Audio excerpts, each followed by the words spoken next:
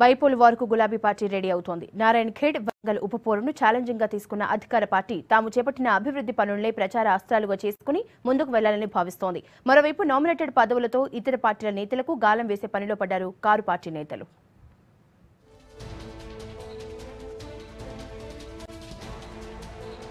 తొందరలో జరిగే ఉప ఎన్నికలపై నజర్ పెట్టింది అధికార పార్టీ. వరంగల్ పార్లమెంటుతో పాటు మెదక్ జిల్లా నారాయణ్ ఖేడ్ కు జరగబోయే ఎన్నికలకు ఇప్పటి నుంచే సిద్ధమవుతోంది. టీఆర్ఎస్ అధికారంలోకి వచ్చిన తర్వాత జరిగే రెండో ఉప ఎన్నికకు అభివృద్ధి మంత్రంతోనే జనంలోకి వెళ్లాలనుకుంటున్నారు నేతలు. కాంగ్రెస్ ఎమ్మెల్యే కిష్టారెడ్డి మరణంతో నారాయణ్ ఖేడ్ అసెంబ్లీ స్థానానికి ఉప ఎన్నిక జరగనుంది. దీంతో ఇక్కడ పోటీ చేసేందుకే ఇంట్రెస్ట్ చూపిస్తోంది టీఆర్ఎస్.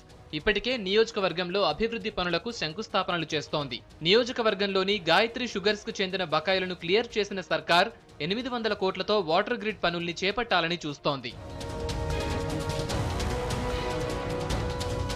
దీంతో పాటు వరంగల్ పార్లమెంటు నియోజకవర్గంపై కూడా ఫుల్ గా ఫోకస్ పెట్టింది గులాబీ పార్టీ.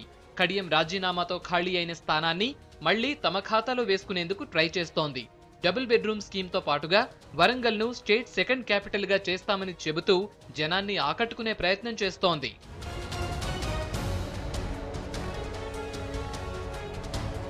మరోవైపు రెండు నియోజకవర్గాల పరిధిలో ఉన్న ముఖ్యమైన లీడర్లకు గాలం వేసే పనిలో పడ్డారు నేతలు. రాష్ట్రంలో ఖాళీగా ఉన్న మార్కెట్ కమిటీ చైర్మన్లతో పాటు మిగతా నామినేటెడ్ పోస్టుల భర్తీకి గ్రీన్ సిగ్నల్ ఇవ్వడంతో ఇతర పార్టీల నేతలను ఆకట్టుకునే ప్రయత్నం చేస్తున్నారు.